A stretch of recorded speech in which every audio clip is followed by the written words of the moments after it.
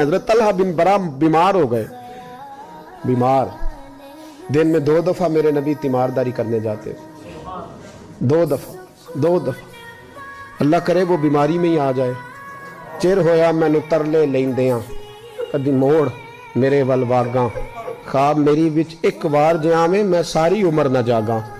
نبی پاک صلی اللہ علیہ وسلم 2 دفعہ تیمارداری کرنے جاتے، 2 دفعہ دن، 2 دفعہ حضور پتہ لے۔ ایک دن حضور شام کو گئے، ان کا ماتھا چوما تو حضور کی آنکھوں میں آنسو آ گئے۔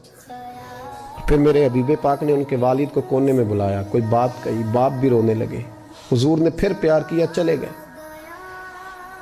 حضرت طلحہ اپنے ابا جی سے کہنے لگے حضور کیا کہہ کے گئے ہیں؟ کہا بیٹے کچھ نہیں۔ کہا نہیں مجھے بتائیں، کچھ نہیں، رشتہ ہی بڑا نازک، نہیں بتائیں۔ تو باپ نے سر پہ ہاتھ رکھا، کہا حضور کہہ گئے ہیں تو آج شام کو فوت ہو جائے گا، اور جب حضور نے کہا جب اس کا انتقال ہو جائے تو مجھے خبر